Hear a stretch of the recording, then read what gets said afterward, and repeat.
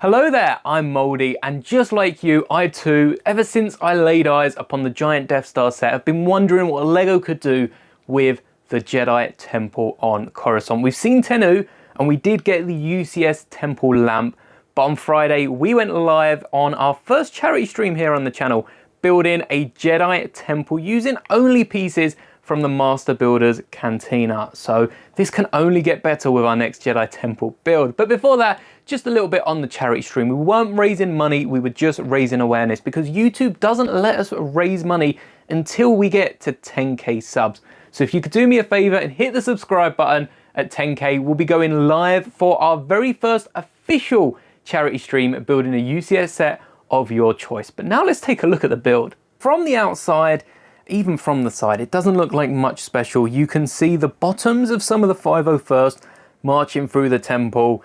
So you already know one scene that we had to include.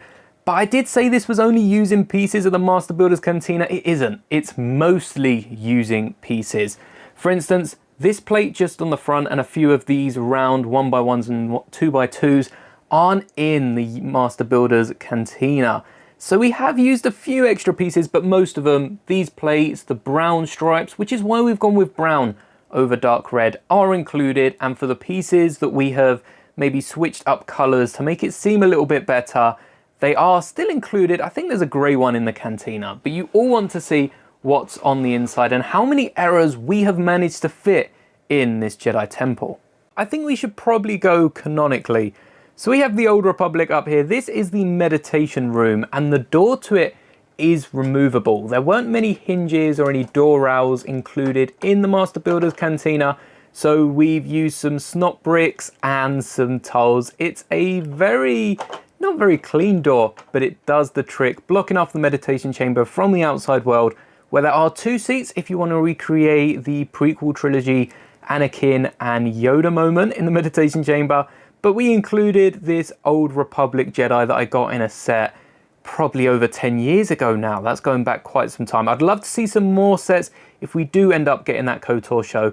But until then, she's chilling in that meditation chamber. And next up, we have the High Republic. Palpatine's hiding out just in the back there. He wasn't a part of the High Republic. Well, I guess to some extent, but he shouldn't be a part of this scene. That's just an extra minifigure we've got in there.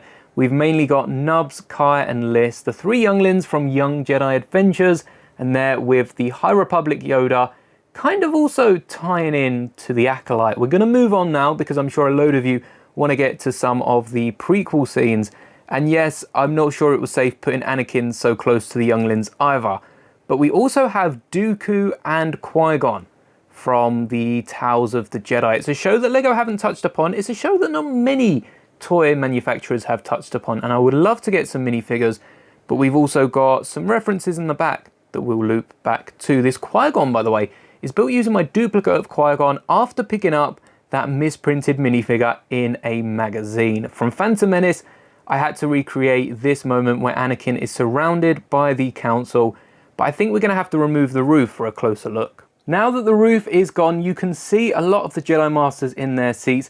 Evan PL is standing because he's not meant to be next to Sassy Tin, but we do have four Masters in the order from their appearance in Phantom Menace. We've got Windu on the far right. Can we get it low enough to see? Yoda, Ki-Adi-Mundi, and then Sassy Tin with a Clone Wars arms, but the Revenge of the Sith head from, I believe, Palpatine's arrest right at the end. By spinning it around, you can see we also have Qui-Gon with the red-brown beard head rather than the dark brown that should come with that minifigure. And we also have Kenobi from an old 2018 set, I want to say. Anakin still has his pod racer helmet because it just looks too nicely detailed to not include in any mock with Anakin. And that fills the space quite nicely. Again, these four plates weren't included in the Cantina. These are actually the only dark tan plates that I owned that weren't included in the Cantina, I feel like. But you can replace this with light tan or some bluish grey plates if you are building this just using those parts. There's no reason to only include them as we're building this for fun. I also forgot to mention, it was one of you, a viewer, that pointed out we needed a window on that top floor. And not only do we have a window that is dark brown on the outside to match the rest of the detailing on the front. We are trying to go as accurately to the Coruscant Temple with these stripes, meant to be dark red. They actually show up as brown, or at least browner, in the High Republic. But we also have this stripe on the middle that doubles as a Coruscant skyline. Perhaps we've got some murky skies. We included just 2 elements to create all of these buildings, and that clips to the roof and sticks out just enough to act as both a window and a stripe down the middle. But we'll keep that off for now. Going on to Attack of the Clones, also kind of the Kenobi flashback. It's around the same time, so we do have Kenobi and Anakin training in this room. It looks a little different to what we see in the temple, but it'd be really nice for LEGO to give us some modular, almost Hogwarts style Jedi Temple in the future. And then before we get to the bottom middle, we've got Palpatine planning something down bottom left. We also have Barriss Offee from the Clone Wars just behind Dooku, and we also have Kylo Ren fitting those two next to each other from the episode 9 that we never got. Kylo was meant to return to Coruscant, fight off some wolves. Hux would find Windu's lightsaber and like sacrifice himself. I guess he probably regret everything he did in the previous 2 movies, and then he turned out to be a bad guy, just a lesser bad guy anyway. So I guess we kind of saw a bit of it, but it would have been cool to have seen those giant Coruscant hounds. But we had to include Anakin and the 501st. There's like 12, 16 troops in this block, so we've crammed a load of them. And you know, they're hitting up the younglings first, then they're going to march into the temple room where there are even more younglings, and hopefully a few of them manage to survive in the meditation room. But I think even just with these 6 parts of the temple, this would make for a really cool LEGO set.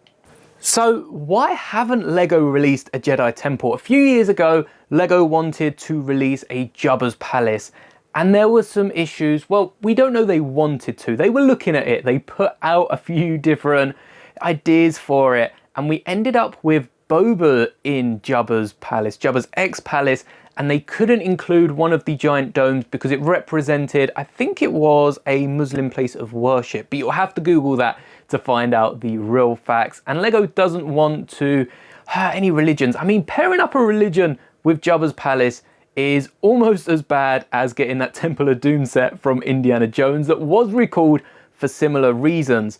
So I have to think that the Jedi Temple is probably too close to a religious build. LEGO doesn't do anything with religion, with warfare, with politics.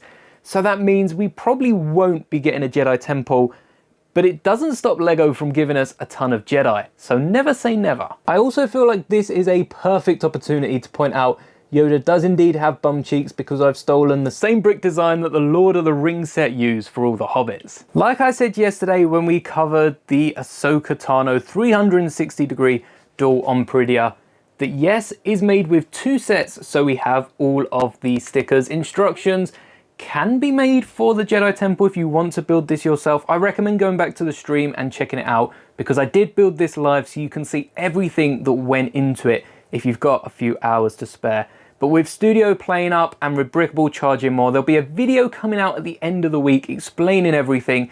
It's going to be a while before I make any more instructions.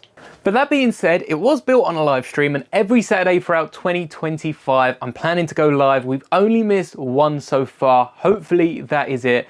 Last week, we also went live Wednesday and Friday, and we had quite some fun playing Battlefront. Indiana Jones was requested, and I've seen a few other LEGO games. So head over to the community tab and let me know what other days you'd like me to go live, as I'm considering doing not 1, but 2 days in 2025. And we'll see how that goes towards the end of the year. But thank you to everyone that joined. Hopefully I can see a few more of you there this week. Until then, may the bricks be with you always.